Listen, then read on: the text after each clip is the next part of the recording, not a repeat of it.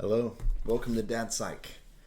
Today we're gonna discuss why parents should not blindly trust their kids' therapists.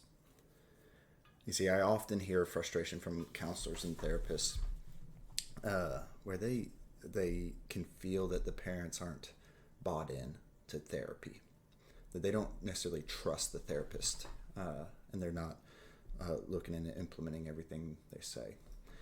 And I respond to those therapists and I say, why on earth would they? Why should they trust you? Parents know that therapists have an immense influence over their kids. And they're suspicious, hopeful, but suspicious about where that influence is. Now, a lot of therapists will say, no, we do not impose our personal values. That is against our ethics. The reality is, personal values sneak in really subtle ways, ways that are just even down to language and phrasing. Now, let me give you an example that's going to be controversial, but it's really important to talk about. I ask you, watch the whole video before you give me comments.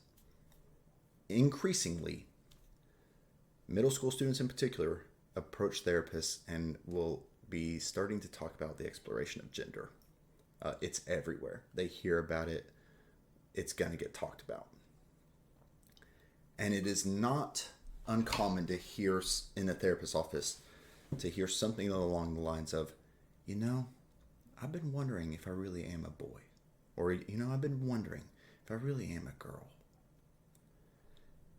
Now, therapists can respond in a lot of different ways, but that first response matters immensely. To explore how important language and phrasing is, let's look at two potential responses. The therapist could say, let's explore that. What parts of you feel like a boy? Now, that response immediately encourages internal exploration. It validates that this is an important part of self-exploration, and it introduces the concept of gender as a subjective experience, almost something that needs to be discovered by sorting through what's happening in yourself, right? And a lot of therapists would hear that and they think, yes, that's great. Now, the therapist wouldn't necessarily think that they are imposing their values, but because of where they're encouraging the client to explore, they are.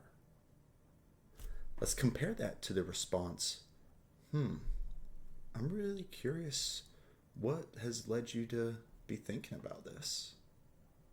That response and that sort of line of investigation encourages exploration of external influences, right? Where are we getting these ideas about gender? How critically are we engaging with these influences? It slows the labeling of internal experiences based on external labels. It leads you to pause and really assess, hey, are my feelings valid, right? Or why am I labeling these feelings in this way? I hope you can hear the profound difference between these two responses without even getting into what the therapist's true views are, right?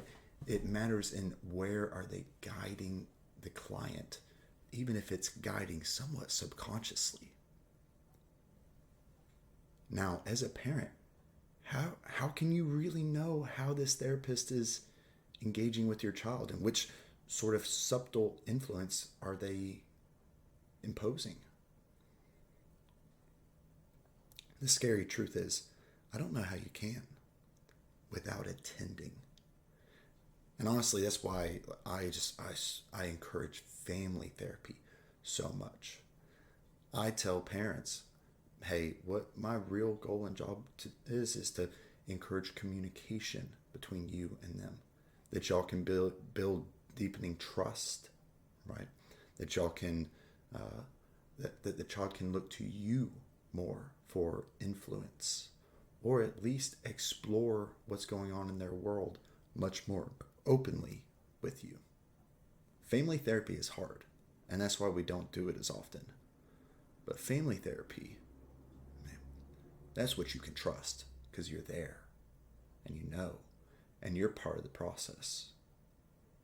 There's a time and a place for individual therapy for teenagers, but man, family therapy is underutilized. And that's how you get a deep, trusting relationship with a therapist for your teenager.